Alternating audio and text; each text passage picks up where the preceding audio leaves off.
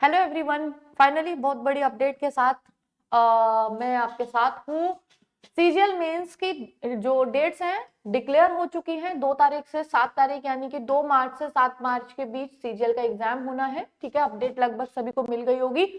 ये देखिए 5 दिन का एग्जाम साफ साफ बता रहा है कि जो सिलेक्शन होने वाले हैं इस बार प्री में वो ज्यादा नंबर ऑफ कैंडिडेट्स रहेंगे। पहला अंदाजा लगाया जा रहा था कि कितने रहेंगे कितने नहीं रहेंगे, कम शिफ्ट में होगा एग्जाम ज्यादा शिफ्ट में। तो यहाँ साफ साफ देखने को मिल रहा है कि ज्यादातर एक कट ऑफ जो जाने वाली है अब लो ही जाएगी क्योंकि ज्यादा सिलेक्शन होंगे। ठीक है ना, सबसे पहली चीज। अब हम बात करते हैं मेंस के लिए इंग्लिश की स्ट्रेटेजी की कि अब हमारे पास जितना टाइम बचा हुआ है उस टाइम में, क्योंकि आज लगभग 6 तारीख हो चुकी है, अगर हम बात करें तो 24 दिन का लगभग समय है हमारे पास। इंग्लिश के कौन से ऐसे टॉपिक है जो एसएससी जितने भी प्रीवियस ईयर मैंने पढ़ाए हुए हैं, एसएससी सीजीएल सीएचएसएल सीपीओ जिसके भी बैचेस, एसएससी के फेवरेट टॉपिक्स क्या रहे हैं जिससे एसएससी 100% सवाल पूछती है। यानी अगर आपका भी कोई टॉपिक कमजोर हो रहा है और कोई टॉपिक आपको लगता है कि आप स्किप भी कर सकते हो, तो कौन सा ऐसा टॉपिक है जिसके बारे में अभी हमें बहुत ज्यादा पढ़ने की जरूरत है, यानी हमें पढ़ना ही पढ़ना है। और कौन सा ऐसा टॉपिक है जिनको हम थोड़ा सा अगर अवॉइड भी कर देंगे, अवॉइड से मतलब ये नहीं बिल्कुल छोड़ देंगे, बट उसको हल्का सा भी अगर उसका इर्द गिर्द देख लेंगे, बाकी जो मेन टॉपिक है उसको हमें देखना है। तो अगर हम देखिए इंग्लिश की बात करें तो ऑब्वियसली बात है ग्रामर मैटर करेगी, है ना। ग्रामर में पार्ट ऑफ स्पीच में एसएससी के जो फेवरेट टॉपिक है वर्ब की आपको प्रैक्टिस करनी है। चाहे वो सब्जेक्ट वर्ब एग्रीमेंट हो, चाहे वो जीरंड इन्फिनिटिव और पार्टिसिपल रूल्स हो, या फिर कंडीशनल सेंटेंस में जो वर्ब लगती हैं, जो पेयर फिक्स होते हैं, कि ये आपको वर्ब जो है वो 100% करनी है। वर्ब का कोई पार्ट नहीं छोड़ना क्योंकि एसएससी इससे सवाल करेगी ही करेगी, है ना। उसके अलावा प्रीपोजिशन से आपको सवाल मिलेंगे ही मिलेंगे, ठीक है ना।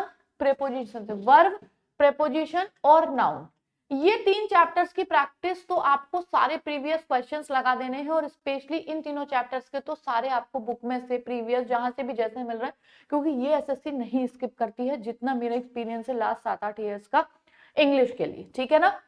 अगर आप वोकैब तैयार कर रहे हैं और आपको हड़बड़ी सी लग रही है तो देखिए एक बार को एंटोनिम सिनोनिम जितने आपको लगता है कुछ इंपॉर्टेंट वाले आपसे हो पा रहे हैं केवल उतना करिए, क्योंकि बहुत ज्यादा के चक्कर में पढ़ेंगे तो जो इंपॉर्टेंट किए होंगे वो भी सब मिक्सअप हो जाएंगे और आप नहीं कर पाओगे।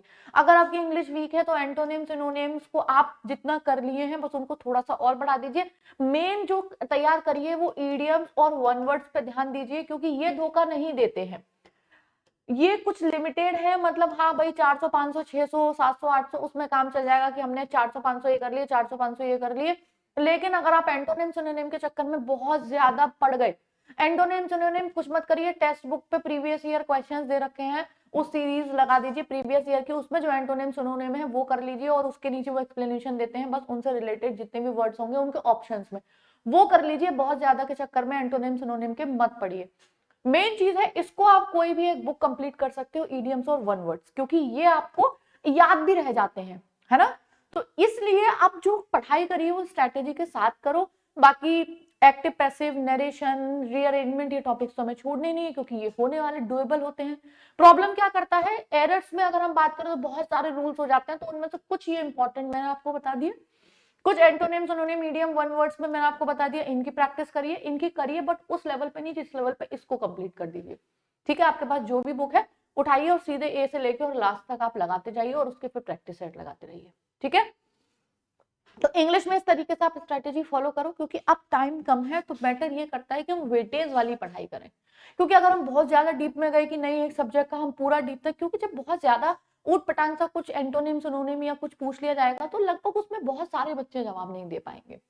लेकिन अगर कोई नॉर्मल सा पूछा गया तब आप जवाब नहीं दे पाओगे, तब आप कंपटीशन से बाहर होते हो, ठीक है ना। तो कोशिश करिए अब उन चीजों को रिवाइज और उन चीजों को ज्यादा बेहतर करने की जो आपको लगता है कि आपकी कवर हो सकती है। अगर आप उन चीजों के चक्कर में अब पढ़े कि नहीं ये नहीं है अब मैं कर लेता हूं, तो आप कहीं ना कहीं पीछे रह जाओगे, ठीक है ना। तो स्ट्रैटेजी बना के पढ़ाई करिए।